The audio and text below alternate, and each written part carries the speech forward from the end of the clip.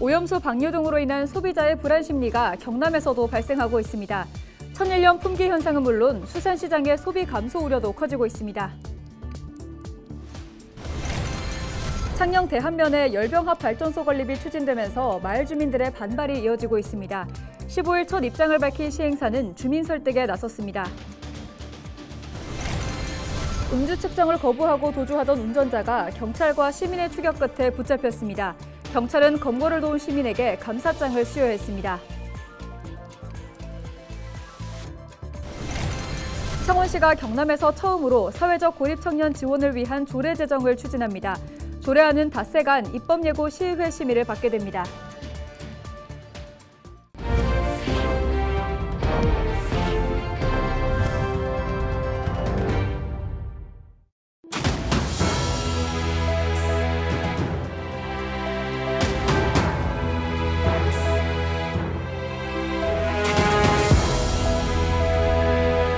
시청자 여러분 안녕하십니까? 헬로티비 경남뉴스입니다. 오염수 방류 등으로 인한 소비자 불안 심리가 경남에서도 발생하고 있습니다. 천일염 품귀 현상은 물론 수산물 소비 감소 우려도 커지고 있습니다. 권정숙 기자의 보도입니다. 전국 대표 해양수산시장 중 한 곳인 통영중앙시장. 코로나로 침체한 경기가 회복되지 않았고 비수기에 평일이라고 하지만 시장은 한산하기만 합니다. 점심시간이 다 돼가는데도 드문드문 오가는 손님이 전부입니다. 안 먹으려고 해. 다른 거 먹지. 배 왜 먹냐고 그냥 일반 음식을 먹자고 그렇게 하면서 이제 단체 손님들도 비소가 많이 되죠. 포장을 하면 테이프 붙이는 소리가 찍찍찍찍찍 나야 되거든요. 그 소리도 거의 안 난다고 보시면 돼요. 수산물을 생업으로 다루는 만큼 오염수 방류 소식은 상인들에게도 걱정입니다. 지금까지는 관광객이나 매출이 급격하게 줄지는 않았지만 나날이 기피하는 현상을 체감하기 때문입니다. 손님들이 일본산이에요 이렇게 물어봐요. 일본산이라고 하면 안 먹으려고 그래요. 바다고기를 파는 상인들은 다 걱정이 많아요. 우리가 못 팔잖아요. 없어져요. 생으로 못 먹어요. 이처럼 오염수 방류 등으로 인한 소비자 불안 심리는 경남에서도 발생하고 있습니다. 텅텅 빈 한 대형마트의 천일염 소금 코너. 연일 구해달라는 요청이 들어올 만큼 경남 곳곳에서도 천일염 품귀 현상이 벌어지고 있습니다. 방류 뉴스가 나간 이후로 실제로 고객이 찾으시는 분이 한 2배 이상 늘으셨고요. 저희가 간수 빠진 탈수염하고 간수 안 빠진 천일염을 판매하고 있는데 그 두 가지 상품 다 지금 많이 찾으셔가지고 재고가 없는 상황입니다. 생계와 직결된 상인에게도 일상의 소비자에게도 일본 오염수 방류 소식은 초미의 관심사로 떠올랐습니다. 헬로티비 뉴스 권정숙입니다. 창녕군에 고형연료를 이용한 열병합 발전소 건설이 추진되면서 인근 주민들이 반발하고 있습니다. 주민들은 자연환경 파괴뿐만 아니라 오염물질 노출로 생존권까지 위협한다고 반대 목소리를 높이고 있는데요. 논란이 있고 난 뒤 시행사가 처음으로 입장을 밝혔습니다. 전주현 기자의 보도입니다. 창녕 대한면에 사는 김은희 씨. 군청 앞에서 1인 시위에 나섰습니다. 대한면에 추진되고 있는 열병합 발전소 건립을 반대하기 위해서입니다. 그래서 이거를 태우면은 다이옥신부터 해가지고 발암물질이 나올 수밖에 없는 거고 우포 늪에서도 3km밖에 안 되거든요. 3km밖에 안 되는 위치에 이게 건립이 되면 그거는 정말 우포 늪에도 치명적으로. 대한면 마을 주민들은 환경오염과 주민 건강이 우려된다며 열병합 발전소 건립을 반대하고 있습니다. 예정 부지 반경 3km 이내에는 창녕이 자랑하는 우포늪이 있고 천여 명의 주민이 살고 있다는 겁니다. 주민들의 계속된 반대에 시행사가 처음으로 공식적인 입장을 밝혔습니다. 주민들에게 정확한 정보를 제공해 주민들의 마음을 돌리기 위해서입니다. 시행사는 수도권에 위치한 유사시설의 사례를 들며 주민들이 우려하는 일은 없을 것이라고 답했습니다. 또 발전소가 들어서면 지역 경제 발전을 위해 주민들과 함께 소통해 나가겠다고 약속했습니다. 물을 계속 재이용을 하다가 이제 마지막 남은 이제 소량의 폐수를 그냥 위탁 처리하게 되고요. 그래서 저희가 물을 어디 내보내진 않습니다. 1km 이내에 만 세대씩 살아도 전혀 문제가 없다는 연구 결과가 있는데 제가 알기로는 그 우포 늪이랑 저희가 직선거리가 한 2-3km 넘는 걸로 알고 있습니다. 그 정도면 저는 환경적으로 문제는 없다라고. 지난달 31일 창녕군 계획위원회가 대한면 열병합 발전소 사업 허가 신청에 대해 재심의를 결정했습니다. 주민 설명회 등 주민 동의 과정과 협의 내용 제시 등을 포함한 8가지 보완 과제가 필요하다고 봤기 때문입니다. 시행사는 반대하고 있는 주민들을 설득하기 위해 주민 설명과 동의 과정을 지속적으로 밟겠다는 계획입니다. 창녕군 계획위원회의 재심의는 늦어도 7월 중으로 열릴 예정입니다. 헬로티비 뉴스 전주연입니다.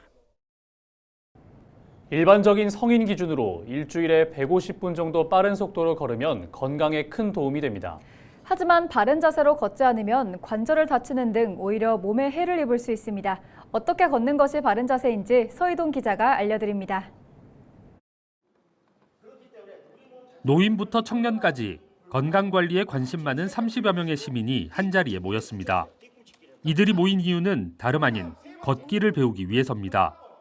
단순히 그냥 걷는 것이 아니라 바르게 걷는 자세를 익히는 것이 목적입니다. 우리가 일상 속에서 늘 걷고 있지만 올바른 자세로 걷는 법을 아는 경우는 많지 않습니다.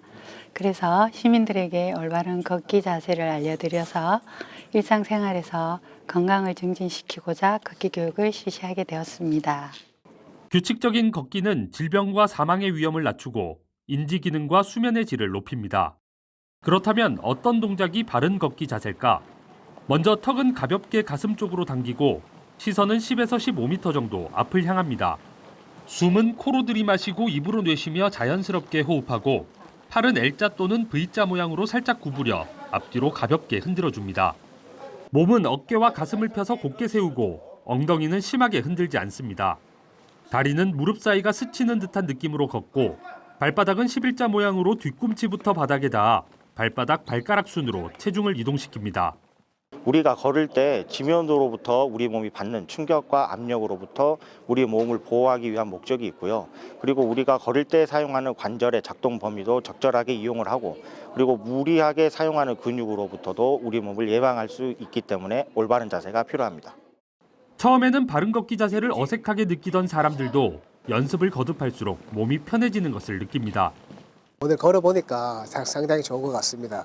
평상시에 좀 걷다가 오늘 걸어보니까 상당히 운동도 되고 아주 효과적이라고 생각을 하고 상당히 기분도 좋고 그렇습니다. 걷기 운동을 안전하게 하기 위해서는 편한 복장을 착용하고 운동 중에 물을 조금씩 자주 마시며 무리하지 않아야 합니다. 또 덥거나 미세먼지 농도가 높을 때는 실내에서 걷는 것이 좋습니다. 헬로티비 뉴스 서희동입니다.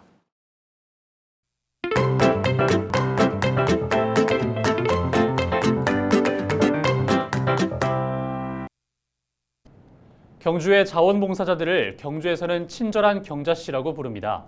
친절한 경자씨들이 사랑의 밥차를 몰고 시골 마을 어르신들을 찾았습니다.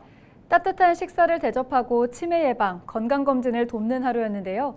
봉사는 삶의 일부이자 보약이라고 말하는 봉사자들을 만났습니다. 신병균 기자가 전해드립니다. 경주 외동읍 연안리 마을회관 앞 지역 어르신들을 위해 사랑의 밥차가 찾아왔습니다. 새벽부터 정성스레 준비한 밥과 반찬을 대접합니다.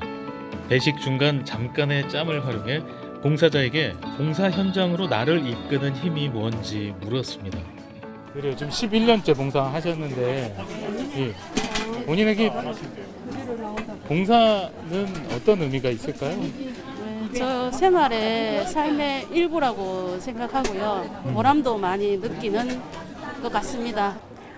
저는 원래 19년 차 봉사를 하고 있고요. 봉사는 저한테 보약 같은 그런 존재고 의미가 있고 저를 성숙하게 만드는 원동력 같은 그런 게 봉사입니다. 저한테는. 네, 봉사는 그리고 중독인 것 같고요.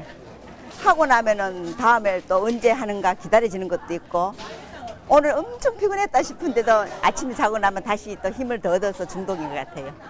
봉사자들의 마음이 담긴 따뜻한 밥 한 끼에 어르신들의 마음은 흐뭇합니다. 오늘 봉사단들 좀 와서 잘해주니까 우리 할머니들은 기분 만대이다. 누가 해주겠나? 자식들도 멀리 가 있어 감대해 주는데 치매 예방도 하기 좋고 수지침도 주기 좋고 다 좋아요. 어르신들은 무료 건강검진도 받았습니다. 경주관 내 소외 지역을 찾아다니면서 몸이 불편하신 어르신들이나 의료 사각지대에 계신 분들을 찾아서 기본적인 건강관리 상태를 점검하고 사각지대에 있는 어르신들 혜택을 드리기 위해서 몸과 마음이 분주한 일상에 병원 가기 힘들었던 어르신들은 찾아오는 건강검진에 그저 고맙습니다. 무료로 해주니까 뭐 좋은 사람으로서는 아주 기분 좋고 나는 당뇨검사는 오늘 처음이거든요. 그러고 혈압도 정상이고 뭐 건강에 큰 이상이 없어가지고 별로 신경을 안 쓰는데 그래도 이렇게 와주니까 오늘 받아보니까 대단히 기분 좋고. 경주 시내 안경점에서도 봉사에 동참했습니다.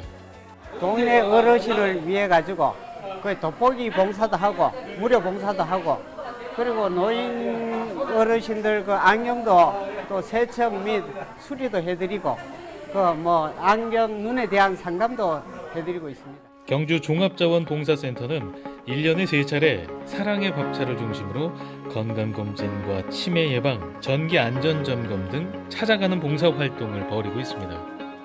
경주에는 숨어있는 자원봉사자들이 많습니다. 특히나 재능을 가지신 분들이 많은데요. 이분들이 이런 찾아라 행복마을을 통해서 어르신들에게 좀 더 자기가 가진 재능을 조금 나눌 수 있는 사회가 됐으면 좋겠고 이 행복마을을 통해서 마을도 이렇게 뭉쳐서 공동체를 형성할 수 있는 계기가 됐으면 좋겠습니다.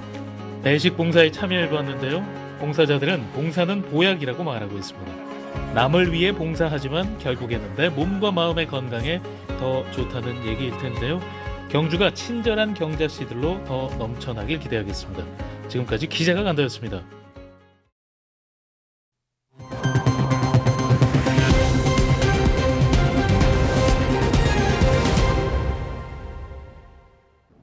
음주 측정을 거부하고 도주하던 40대 운전자가 경찰과 오토바이를 탄 시민의 추격 끝에 붙잡혔습니다.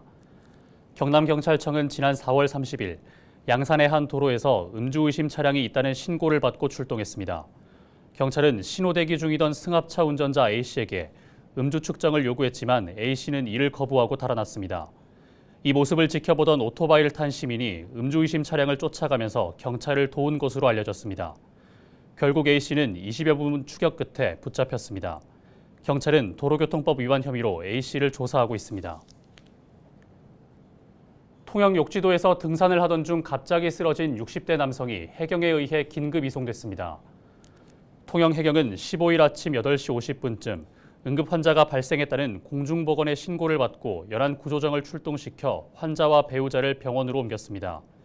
해경은 도서 지역이나 해상에서 위급 환자가 발생하면 신속한 이송을 위해 해경에 신고해달라고 당부했습니다. 창원시가 경남에서 처음으로 사회적 고립 청년 지원을 위한 조례 제정을 추진합니다. 시는 15일 창원시 사회적 고립 청년 지원에 관한 조례 제정안을 입법 예고하고 본격적인 고립 청년 지원에 나선다고 밝혔습니다. 조례안에는 청년 실태 조사와 기본 계획 수립, 지원 정책 마련 등의 내용이 담겼습니다. 창원시는 15일부터 20일간 시 홈페이지 등의 입법 예고 과정을 거쳐 시의회 심의를 받을 예정입니다. 창원시가 9년 만에 수도요금 인상을 추진합니다. 창원시 상수도사업소는 15일 올해 하반기부터 4년 동안 매년 12%씩 수도요금을 인상하는 절차를 진행 중이라고 밝혔습니다. 창원시는 수도요금이 지난 2014년부터 동결돼 노후 상수관망 정비와 정수장 운영, 시설 보수 등에 사용할 예산이 부족한 상황이라고 설명했습니다. 창원시는 수도요금 현실화 내용을 담은 수도급수 조례 일부 개정 조례안을 시의회에 제출할 예정입니다. 김해시가 올해 6월 정기분 자동차세로 20만 5천여 건에 254억 원을 부과했습니다. 이번 자동차세는 6월 1일 현재 김해시에 등록된 자동차와 건설기계 125cc를 초과한 이륜차 소유자를 대상으로 부과됐습니다. 김해시는 이번 정기분 자동차세는 차량 증가와 코로나 방역 완화로 지난해 같은 기간 247억 원보다 7억 원이 증가했다고 덧붙였습니다. 함안군이 장애인 활동 지원과 경남형 장애인 도우미 지원 사업 제공 기관에 대한 점검에 나섭니다. 군은 오는 16일까지 장애인 활동 지원 기관 6곳을 대상으로 회계 관리 적정성과 보조금 부정 사용 등을 집중 점검한다고 밝혔습니다. 이어서 AI 아나운서가 전해드리는 날씨와 생활입니다.